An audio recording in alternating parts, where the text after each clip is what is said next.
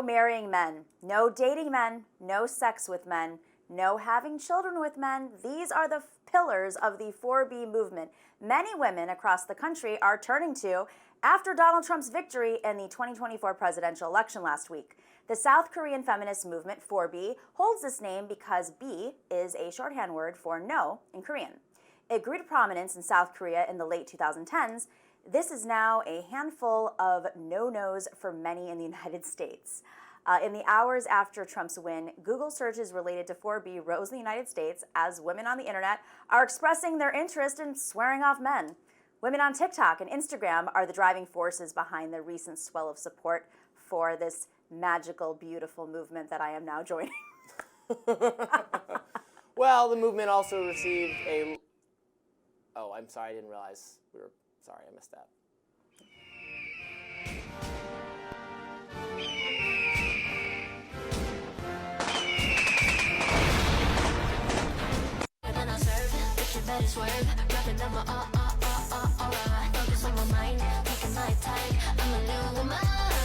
Okay, don't worry, girl.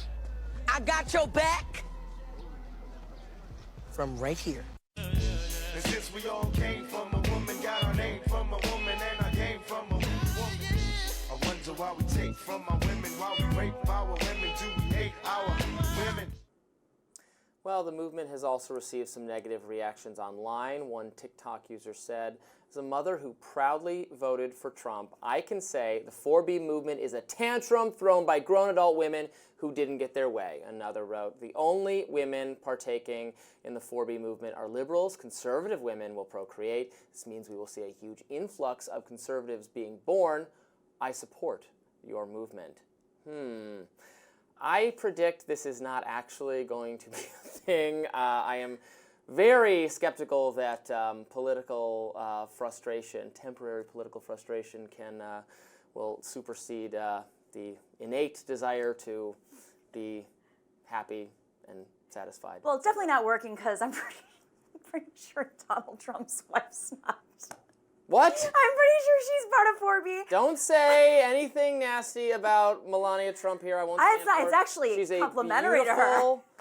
Beautiful woman. She is. She has a terrific sense of style, and I she is can't above wait him. for those Tim Burton-esque Halloween Christmas decorations to be back. I loved it. It was great. I kind of loved it too. I loved her like austere style. It was great. She's cold and yeah. Wonderful. Beautiful. So this is based on the famous Lysistrata play. It was an ancient Greek comedy. It's the second time I've mentioned Greek comedies on the show tonight. Tonight, what time is it? It's 11:30 in the morning. So it was about women who were withholding sex from their partners because they wanted peace during the Peloponnesian War. Right. And then it's been reinterpreted a million times. Then Zeus turns them into a lamb or something, and they have sex as animals, and then that's how we have like the river, right? That's how every Greek story goes. A Greek That's lamb how every sex Greek joke? story goes. Every Greek joke is about a lamb and having sex. Zeus is always turning ladies into animals, and so that Hera doesn't find out. And then she finds out anyway, and then because women it always sucks know. to be that, yeah. I'm looking at a woman right above you in the background here. I don't think we looking can at? tell. We can show it, but you know the woman holding the arms, the justice. Oh, it was the Justice's blind lady. Yes, Yeah. exactly. Justice is blind. Like, I think it's making a point. I would love to see, I need to dig in a little bit more to know if it's having an impact on the politics of South Korea, but there is an emerging, incredibly powerful feminist movement in South Korea, which is fascinating, right? And the UK also has an organized feminist movement, very, very active and radical. Our country is getting there, and I think just as young men are having their moment because of their little echo chambers they're in, and let's be real, Gen Z is already not having sex. So much of Gen Z has been like sitting in front of their phones, not knowing how to communicate with people, can't get off their apps and go into meet people in real life. It's because video games and pornography have become too good. That's honestly the that's answer. true. I mean, and there's a blow-up doll, like a rise in buying sex dolls, also from Korea. I mean, they're just better. They're just so people used to have a lot of sex because there wasn't a lot else to do during your day. Did you just say the blow-up dolls are just better? Well, there are more ways, not just on sex, but there's just more ways for people to spend their time now. Yeah.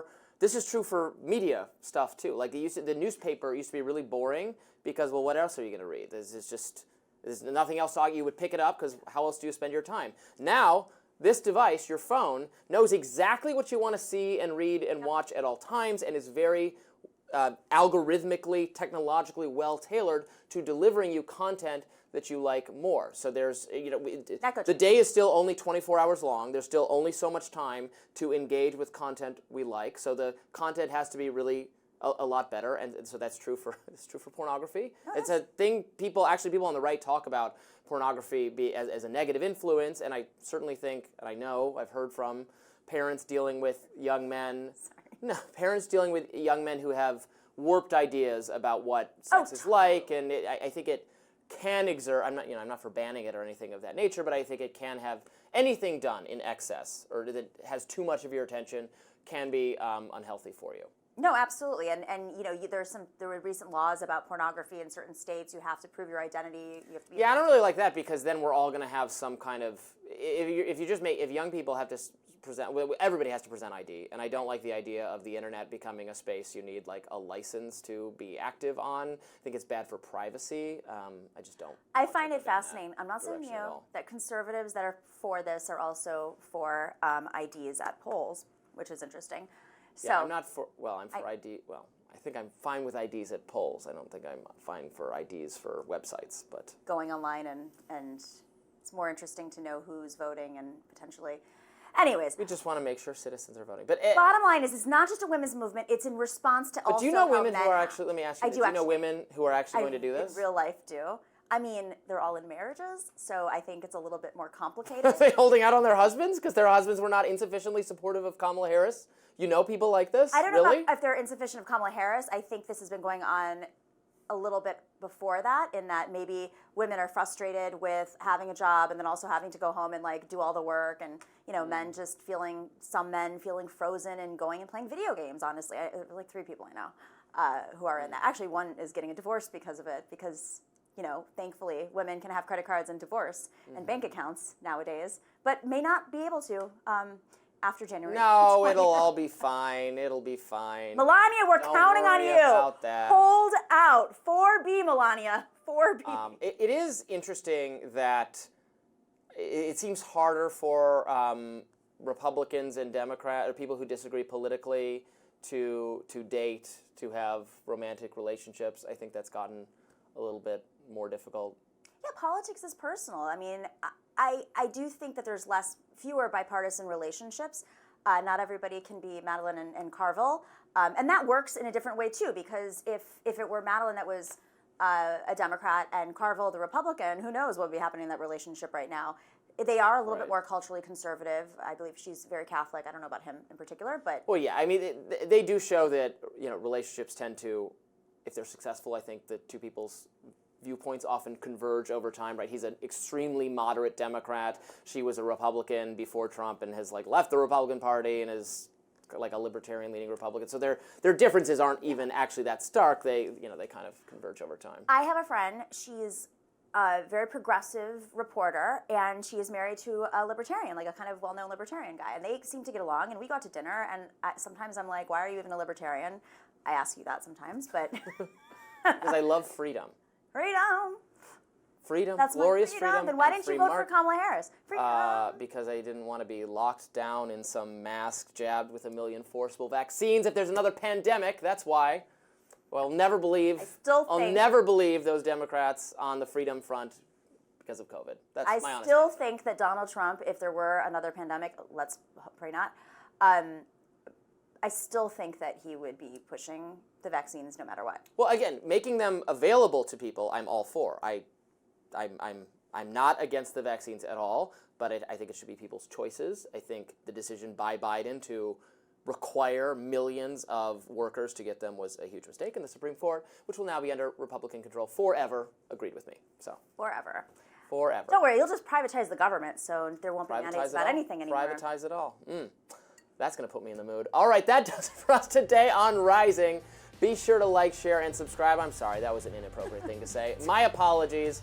Never miss any content, and for those of you who like to listen while on the go, we're now available anywhere you listen to podcasts. Hopefully I don't get fired. See you tomorrow.